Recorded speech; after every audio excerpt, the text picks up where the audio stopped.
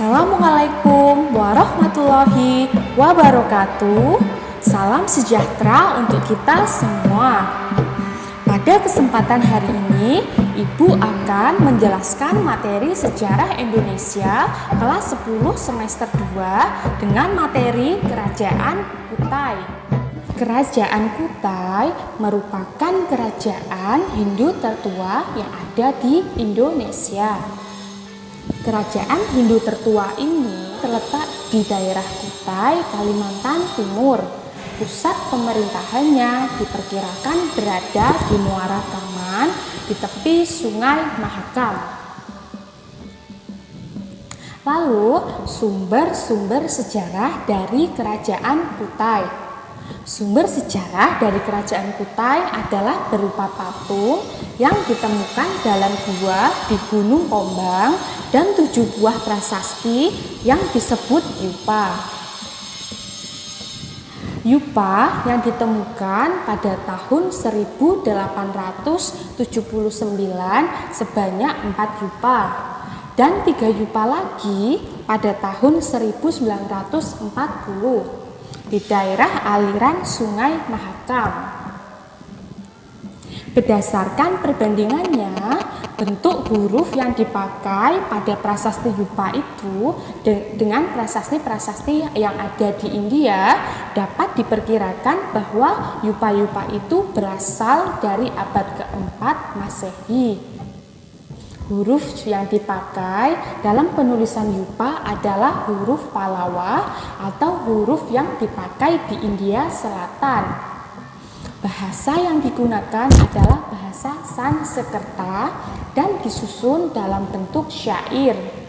Isi dari prasasti-prasasti yupa antara lain silsilah raja yang menyatakan bahwa Maharaja Kudungga mempunyai seorang putra yang bernama Aswawarman. Lalu Aswawarman disamakan dengan Dewa Ansuman atau Dewa Matahari. Aswawarman ini mempunyai 3 putra. Selanjutnya ada kehidupan politik Kerajaan Kutai. Sejak muncul dan berkembangnya pengaruh Hindu di Kalimantan Timur, terjadi perubahan dalam tata pemerintahan, yaitu dari sistem pemerintahan kepala suku menjadi sistem pemerintahan kerajaan atau feodal. Raja-raja yang pernah berkuasa pada Kerajaan Kutai yang pertama adalah Kudungga. Raja Kudungga adalah raja pertama pada Kerajaan Kutai. Raja Kudungga ini adalah founding father Kerajaan Kutai karena dianggap sebagai pendiri Kerajaan Kutai. Nama Kudungga dianggap unik karena nama yang dipakai ini belum dipengaruhi oleh budaya Hindu. Hal ini kemudian melahirkan persepsi para ahli bahwa pada masa kekuasaan Raja Kudungga, pengaruh Hindu-Buddha baru masuk ke Indonesia. Kedudukan Kudungga pada awalnya adalah seorang kepala suku dan masuknya pengaruh Hindu yang mengubah struktur pemerintahannya menjadi kerajaan dan mengangkat dirinya menjadi raja. Sehingga pergantian raja dilakukan secara turun-temurun. Lalu yang kedua ada Raja Aswawarman. Raja Aswawarman ini adalah putra dari Kudungga. Prasasti yupa menyatakan bahwa Aswawarman ini merupakan raja yang cakap dan kuat. Pada masa pemerintahannya, wilayah kekuasaan Kerajaan Kutai semakin diperluas. Hal ini dibuktikan dengan pelaksanaan upacara Asma Weda. Upacara ini pernah dilakukan di India pada masa pemerintahan Raja Samudragupta ketika ingin memperluas wilayahnya tersebut. Dalam upacara Asma Weda itu dilaksanakan pelepasan kuda untuk menentukan batas kekuasaan Kerajaan Kutai. Dengan kata lain, sampai di mana ditemukan tapak kaki kuda, maka sampai disitulah batas kerajaan-kerajaan Kutai. Lalu selanjutnya ada Raja Mula Warman. Raja Mula Warman adalah putra dari Raja Aswa Warman. Mula Warman membawa kerajaan Kutai pada puncak kejayaannya. Raja Mula Warman ini dikenal sebagai raja yang dermawan. Pada masa kekuasaannya, banyak bangunan suci yang didirikan untuk menyembah Dewa Trimurti yang disebut bangunan Waprakeswara. Raja Mula Warman telah dapat menciptakan stabilitas politik karena salah satu prasasti Yupa menjelaskan bahwa Raja Mula Warman adalah raja yang bijaksana, yang kuat, dan berkuasa. Selain itu, raja juga dapat menjalin hubungan yang baik dengan kaum Brahmana.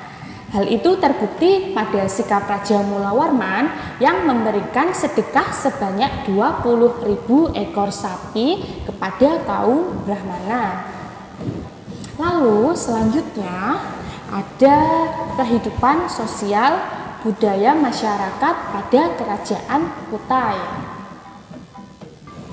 Berdasarkan prasasti-prasasti Yupa di Kutai, telah berkembang suatu masyarakat yang memiliki kebudayaan hasil perpaduan antara unsur budaya India dan unsur budaya lokal. Hal ini dapat dilihat dari golongan masyarakat yang menguasai bahasa Sanskerta dan dapat menulis huruf Pallawa, yaitu golongan kaum Brahmana. Golongan lainnya adalah golongan kaum kesatria yang terdiri dari kerabat Raja Mula Warman. Di luar kedua golongan tersebut, terdapat golongan lain yang pada umumnya adalah rakyat Kutai Purba. Golongan itu merupakan penduduk setempat yang masih memegang teguh agama asli leluhur mereka. Dari semua prasasti-prasasti yang ditemukan, dapat ditemukan bahwa Raja Mula Warman mempunyai hubungan yang baik dengan kaum Brahmana. Sebagai buktinya adalah kenyataannya pada setiap prasasti yang selalu mengatakan bahwa semua Yupa yang mengagungkan namanya didirikan oleh kaum Brahmana sebagai semacam pernyataan terima kasih atas penghormatan kepada sang raja, di samping atas kebaikan raja selama ini kepada kaum Brahmana tersebut. Contohnya, adanya upacara selamatan besar-besaran yang diselenggarakan oleh raja dengan mempersembahkan sedekah 20.000 ekor sapi kepada kaum Brahmana. Hubungan baik antara raja dan kaum Brahmana ini menunjukkan bahwa kedudukan para Brahmana sangat dihormati dan disegani oleh kalangan kerajaan. Agama yang dianut kerajaan Kutai atau Mula Warman ini adalah Hindu Shiva. Hal ini dapat diketahui dari salah satu prasasti Yupa yang menunjuk tempat dalam tanah yang sangat suci yang diberi nama Waprakeswara. Waprakeswara merupakan suatu tempat suci untuk memuja Dewa Shiva. Hal ini membuktikan bahwa Raja Mula Warman merupakan penganut agama Hindu yang taat. Itulah kehidupan sosial budaya pada kerajaan Kutai. Kehidupan ekonomi kerajaan Kutai. Kehidupan ekonomi kerajaan Kutai diperkirakan sudah maju. Hal itu terbukti dengan adanya kesanggupan pihak kerajaan yang memberikan sedekah berupa 20.000 ekor sapi kepada kaum Brahmana. Kemampuan ini menunjukkan masyarakat Kutai bermata pencaharian sebagai peternak, terutama peternak sapi. Mata pencaharian lainnya adalah bertani dan berdagang, mengingat letak Kutai yang berada di tepi Sungai Mahakam yang subur. Jalur lalu lintas perdagangan lokal saat itu diperkirakan sudah memanfaatkan jalur sungai Mahakam. Bahkan diperkirakan juga sudah terjadi hubungan dagang internasional yang menggunakan jalur lintas dari India, Selat Malaka, Laut Jawa, Selat Makassar, dan ke Filipina lalu ke Cina. Itu kehidupan ekonomi kerajaan Kutai. Oke, sampai di sini saja penjelasan Ibu tentang kerajaan Kutai.